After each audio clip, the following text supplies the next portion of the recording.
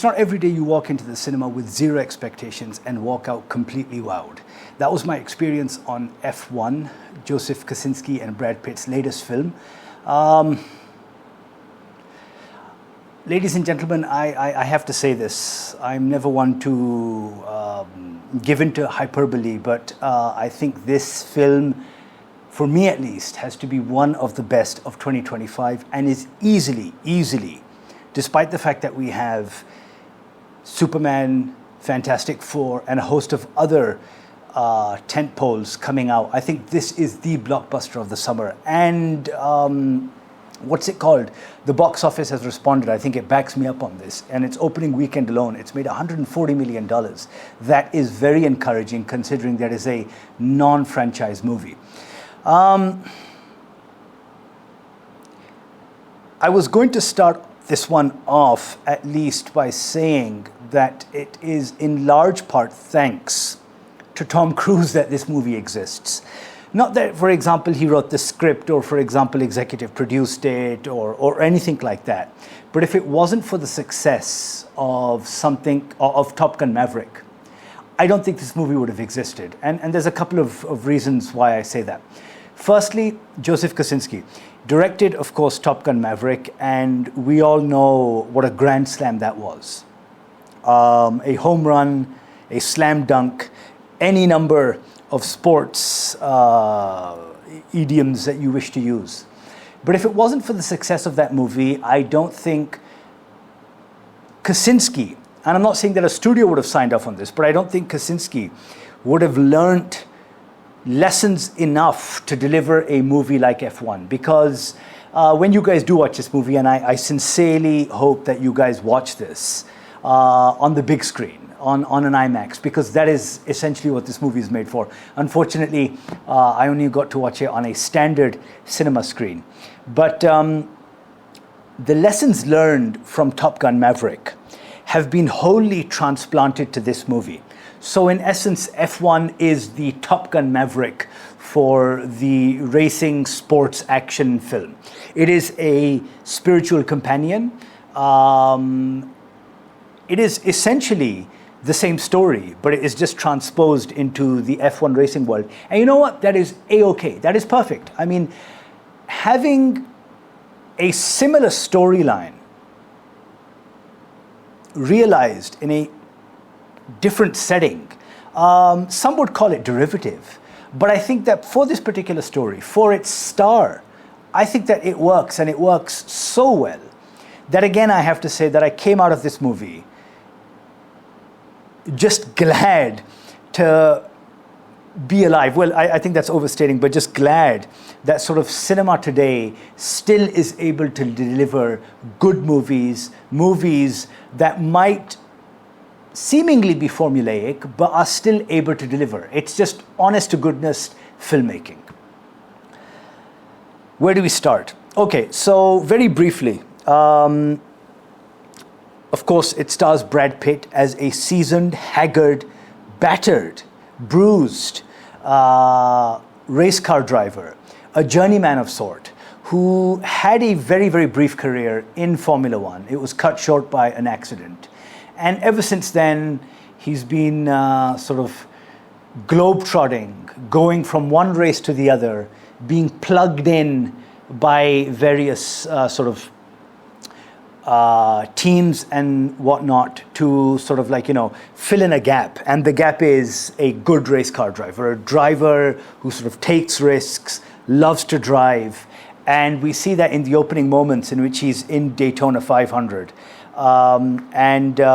He's in his Ford trailer sort of car. It opens up on Led Zeppelin's Whole Lotta Love. And you see the kind of life he's living. He is an itinerant driver. He's sort of living by his own rules. And I think he's kind of, forged this path for him ever since that sort of disappointment 20 years ago.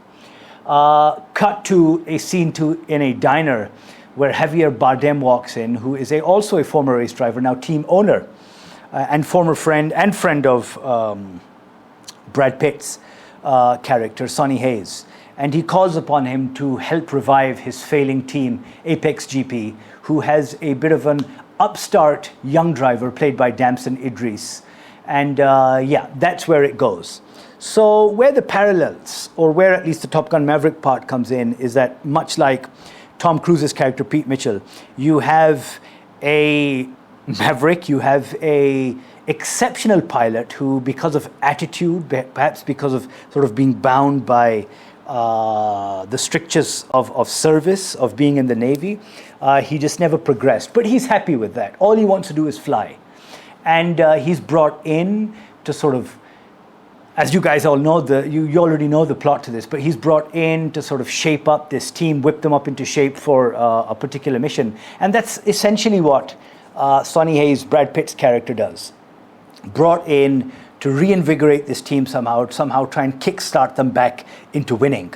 And of course, he comes in with his own sort of roguish sort of charm. I mean, there's something about him. While watching it, I was like, this guy is straight out of a Western. And sort of to fast forward to the very end, I mean, riding off into sunset, that is exactly what Brad Pitt's character does. No, of course, spoilers there. But that is, I think, the model upon which Sonny Hayes is sort of constructed, a sort of an old school, perhaps Californian character, very much in the Western mold, a cowboy, a rogue, a bit of a heartbreaker, plays by his own rules, and you see that throughout this movie. And Brad Pitt, of course, delivers. He delivers, and ever since, I mean, his win for Once Upon a Time in Hollywood, I mean, we've always known that Brad Pitt's a great actor, but in particular for this, I mean, I think he embodies the character.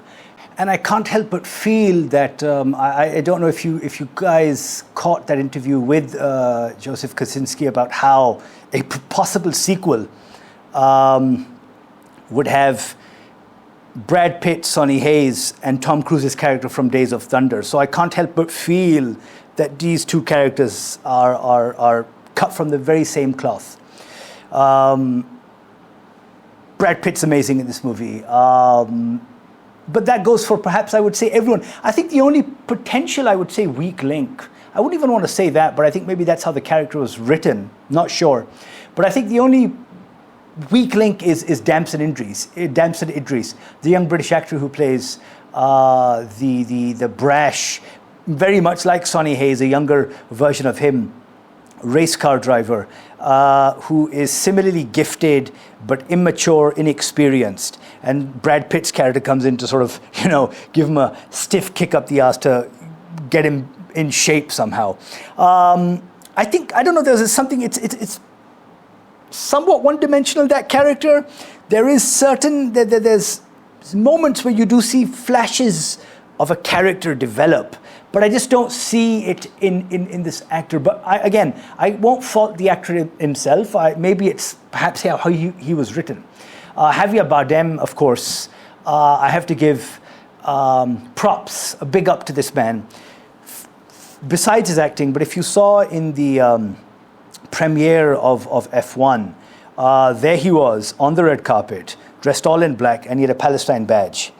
And ever since he's been on the press tour for this movie, and even on the red carpet for that, there he was pointing to that badge. There he was talking, he's been talking about Palestine, he's been talking about Gaza.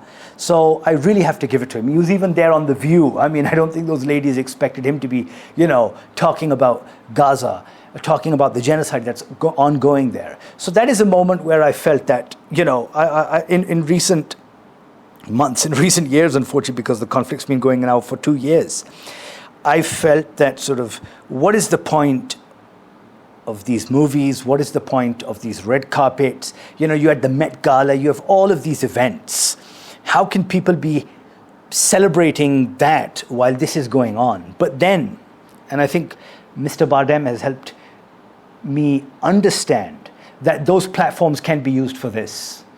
And bravo, I respect the man for using his platform for this very purpose. Now, of course, back to the movie.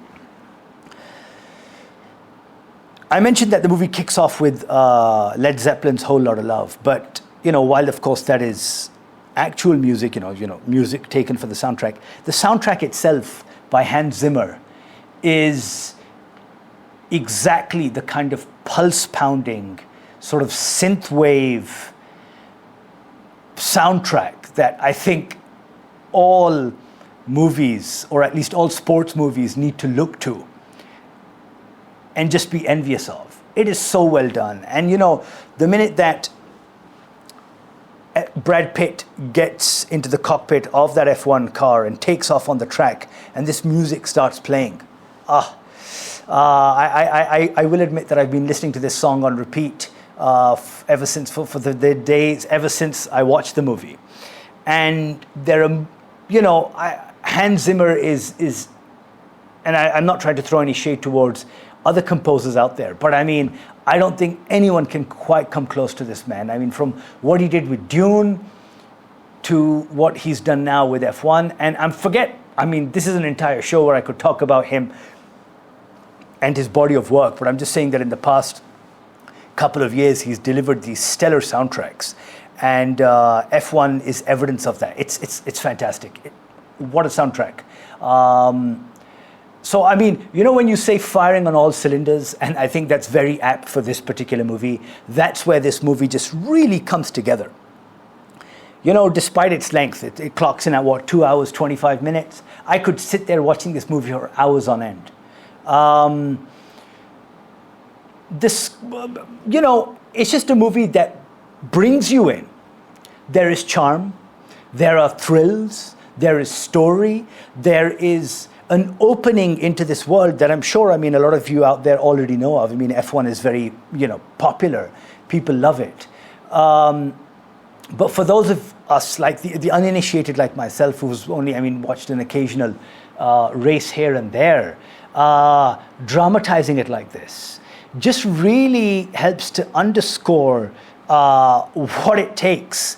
The drivers, the team, the tension, the money, all of these vested interests, what it takes to actually win one of these races, win, an entire season. And I think that's what this movie really does. It does service, it does justice to the sport. And I think, F1 was fully cooperating on this. Lewis Hamilton is featured in this movie. He was an executive producer. Toto Wolff is an executive producer as well. This is a movie, that will go down in history along with, I would say, Frankenheimer's Grand Prix and Steve McQueen's Le Mans, if I pronounced that correctly. But this is in that tradition, and it stands head and shoulders with those movies. Let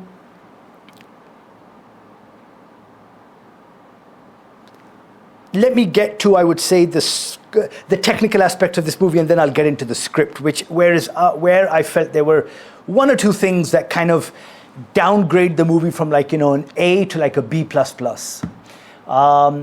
Technically, after what we saw them do, what they did in Top Gun Maverick, the camera work, the level of access, the real world, of course, stunts, so on and so forth, I had half kind of expected them to do something or bring something to the screen we hadn't seen before when it comes to F1 racing, filming it,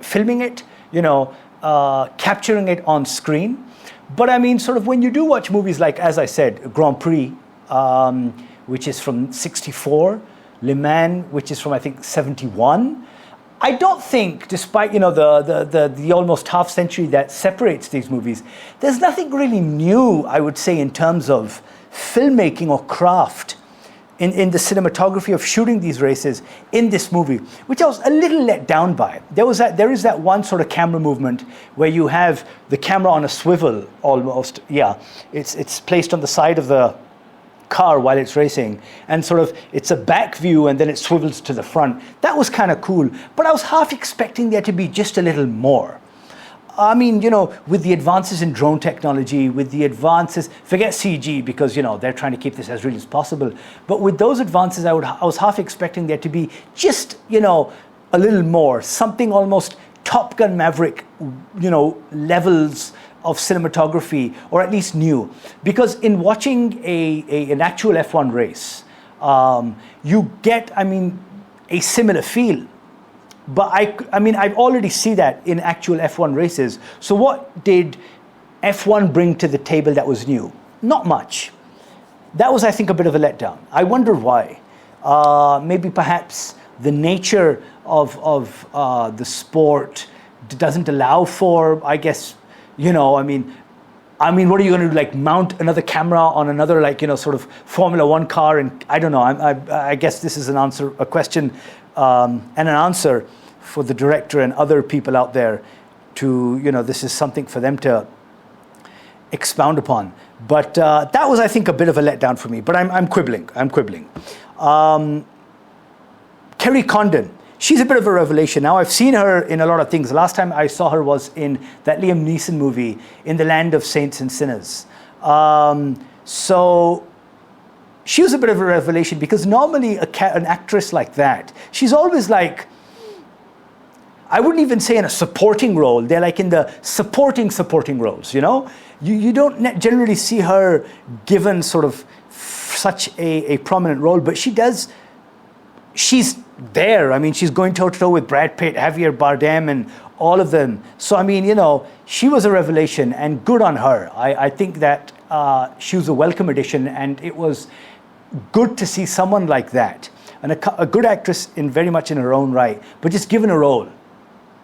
A proper meat and potatoes role. So great. And of course, there's Tobias Menzies reliving almost his Brutus character from Rome. The script. Again, I mean, sort of, as I said, this borrows a lot from Top Gun, which I'm A-okay with. But I mean, sort of in charting the story, I think there's a point where you have such momentum built up, because he starts racing Brad Pitt's character, and the team starts to finally get into its groove. But then there's an accident. Damon Idris is benched. Brad, the character just keeps on doing what he's doing, and then Damson's character comes back, and there's another accident and a wipeout. I think that was a bit of a speed bump. I don't think that sort of in the script that should have been there. Because again, when you are developing a momentum and when you're sort of, I hate using this phrase, but that's what, I mean, sort of these neologisms are all about. When you're locked into this movie, when you're so engrossed, when you encounter these speed bumps, it really breaks the momentum. It really disengages you from that sort of endearing feeling that you have with the movie. And that's where I felt that perhaps in the script, we get it.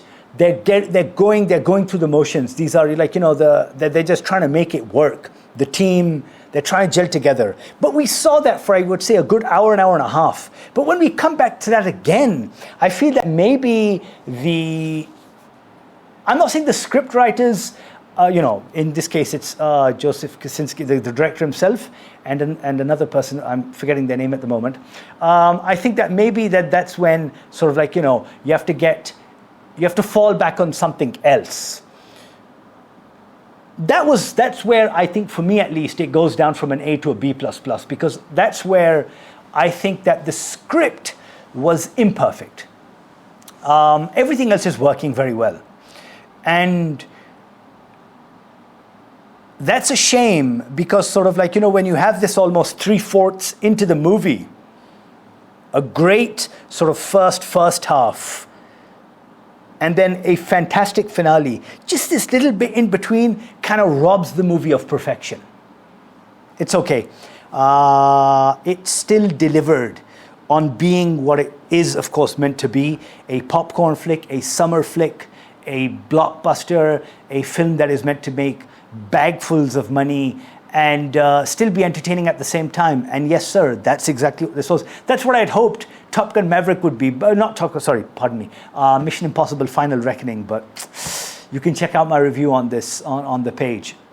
The finale is, of course, unexpected, surprising, and it reaches that moment for me that I always look for, this sort of transcendence. And I'm not going to give it away, but I mean, it's just this, you see it coming. Where, he's flying. I'll just leave it at that. I hope for you guys to sort of watch the movie and see it yourselves and see that particular scene. Beautifully done, perfect music. Brad Pitt and the road, and that's it. Definitely one of my favorites so far for the year. And I think perhaps for the summer. F1,